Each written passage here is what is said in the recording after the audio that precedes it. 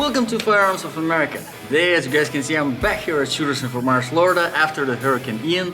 Finally, we have the power back, so the normally scheduled programming is back. Okay, so today I have the review of another Smith and Wesson. Yes, and this is one of their Smith and Wesson M&P Easy Shield M2.0 is a lot of names, chambered in 9mm, 3.6, a little bit over 3.6 inch barrel. Like I said, chambered in 9mm with 8 capacity magazine. And like I said, this is easy model, which is easier to load, easier to rack, and this one coming with a crimson laser already installed.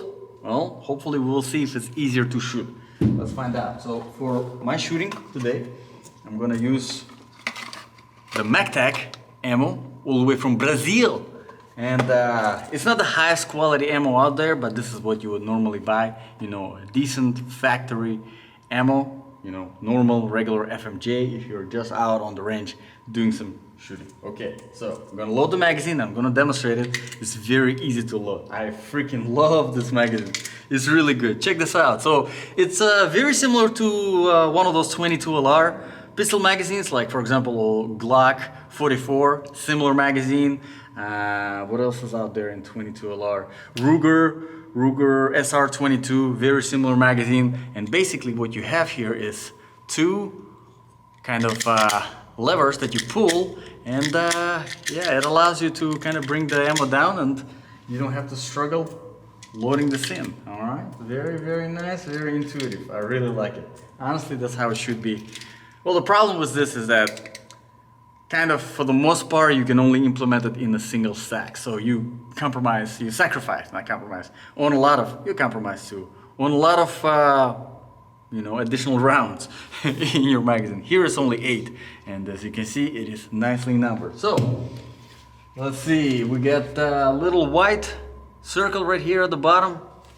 I'm gonna aim there. I'll try to do a few rounds with the laser, and I'll try to do a few rounds just my 3-post sights. Let's see what's going on.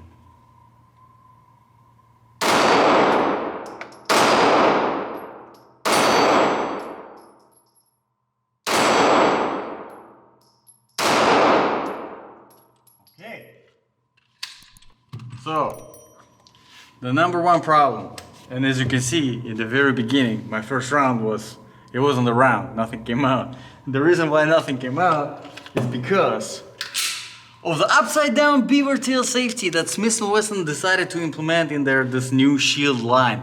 Honestly, this is one of the only things that I don't like about this gun, I have to say, because just the way the safety is positioned. You see the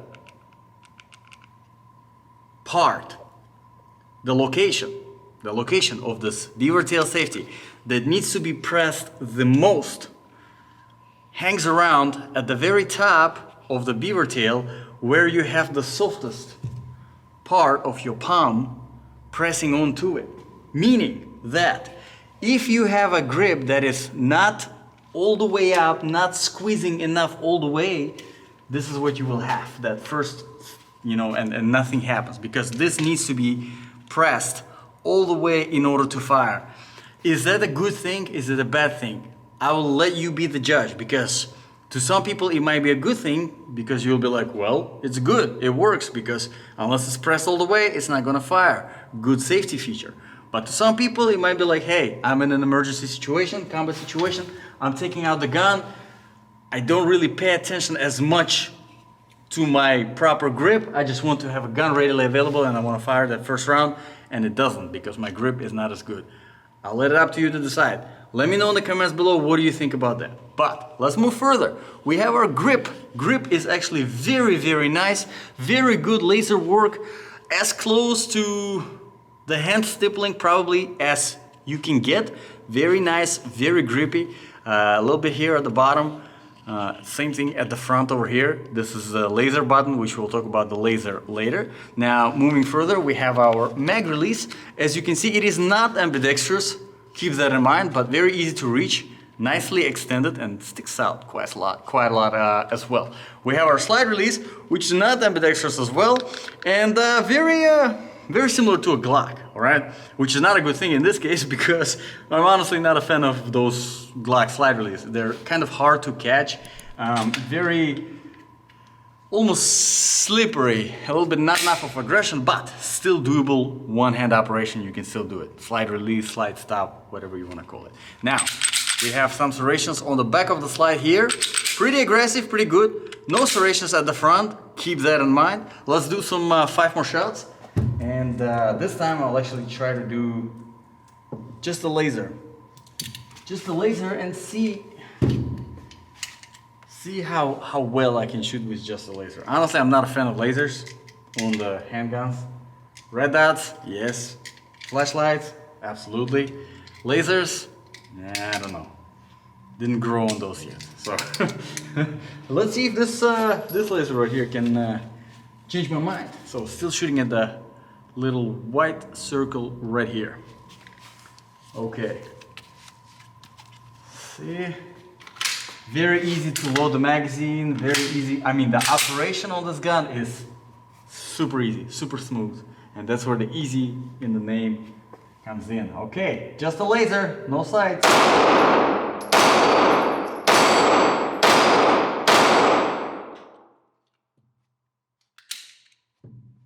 Actually, not too bad. Actually, I kind of like it. It's actually not bad at all. Wow. Okay, so let's move on further. We'll get back to the laser and we'll talk about that. The disassembly mechanism right here, non-ambidextrous, which is completely fine. Very easy to disassemble the gun. All you're doing is you're pulling your slide back and then flipping this thing down, as you can see, and then you slide out the slide. The whole thing comes out. So again, easy gun, being easy to maintain. Maintenance of your personal firearm is very, very important. And the fact that it is easy to maintain is really, really good thing. Because a lot of people are, they buy a gun, they get intimidated by their firearm, and they don't maintain it because they think it's too difficult. Here, very, very simple. Let's talk about the sights. As you can see, your standard 3-post, 3-dot sight. Very, very good sights, very intuitive. Super easy to acquire the target in an emergency situation with a quick, because you have the white dots, and at the same time with the posts if you're shooting for accuracy. Really, really well, versatile sights as well. Okay, so let's talk about the safety features now. If you prefer to have a gun with a manual safety switch, you can get a version with the manual safety switch. Now, this particular one does not have the manual safety switch. Honestly, I carry without the safety, so for me it's fine. But if you don't feel comfortable, they have a manual safety switch option. Also, there's a passive safety here. This is the loaded chamber indicator. Not the racked, cocked gun, but the loaded chamber. So right now there's nothing in the chamber, even though the gun is cocked. So I will demonstrate you with the round in the chamber. As you can see, this thing sticks out, so you know that there is a round in the chamber. Excellent feature, in my opinion. I really, really do like it. So let's talk about the laser now. This is a Crimson Trace laser, and on this particular model, it comes already installed on the gun. How does it operate? Well, the operation is very intuitive, very good. You don't have to worry about turning it on, turning it off, because there is an on-off switch right here, so you can have it permanently off. But if you keep it on, it's still not going to be on unless you have a full grip on a gun, which presses this button right here. Yes, check this out. Really good operation. I mean, you're taking it out and you already have your laser on target. Pretty good. And that kind of brings me to one point that I wanted to mention. If you're kind of new to guns, and if you are just now going to the range, practicing, you want some drills to practice, something like this with the laser might be an excellent tool just for dry firing, just for not even dry firing, but really just basically trying the point and shoot in your house without actually shooting live rounds. And what you're doing it, you're, let's say, Let's say you pick a target. You're sitting in your home, you're sitting in your office, and you pick a target. And for me, the target is this very middle, yellow right here. You can see it. I'm showing with my finger. So you have your gun in your holster, or if you're carrying it, I don't know how you're carrying it, your purse, your IWB, OWB, BWB, DWG, I don't know, whatever. So, however you're carrying, right? There's a target, so you're taking it out and you're pointing. Well, I was a little bit off, I was right here. Not good. Let's do it again. 1, 2, go. 1, 2, go.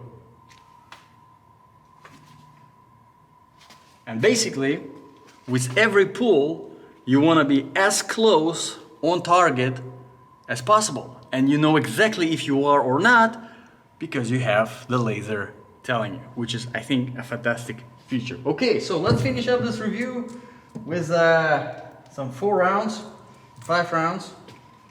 and try to come up with a reasonable conclusion. On this channel, there's not a lot of reasonable stuff, but we'll try. Okay, so honestly, I quite like this gun. This gun is really, really good. Really good. Let's see if I can hit the flappy pedals, because why not?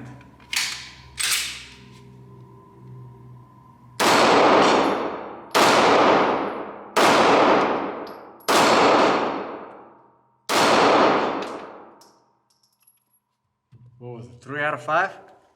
Not fantastic. But I have to say, the 2 that I missed, I was trying to hit it with a laser. Actually, the laser I think might be a little bit off, so it needs a little bit of adjustment. Which I think is a shame, because Smith and Wesson, big name, you should adjust it in the factory, alright? When you send the gun, you should already be adjusted. Okay, but overall, I think the gun is really, really good. Especially if you're new, especially if owning a firearm is still kind of an intimidating idea for you. This is really, really good. I mean, it's super easy to operate, easy to rack, easy to maintain. The trigger is great, the sights are great. The laser is an excellent training tool. Especially if it's zeroed properly, if it's adjusted properly. Excellent training tool. Plenty of safety features, and if you want, like I said, manual safety, you can definitely get it. The only thing that I would personally do, I would disengage this completely and get rid of it. Maybe keep it there, but not use it. So it's completely disengaged mechanism. Because of that possibility in an emergency combat situation, I don't want anything standing between, doing the job and not doing the job. So let me know in the comments below, guys, what do you think about this review? What do you think about this gun? If you have any requests for reviews, you can drop them in the comments below, and I'll be happy to address them. Thank you very much, guys, for watching. This is Firearms of America. See you guys in the next video.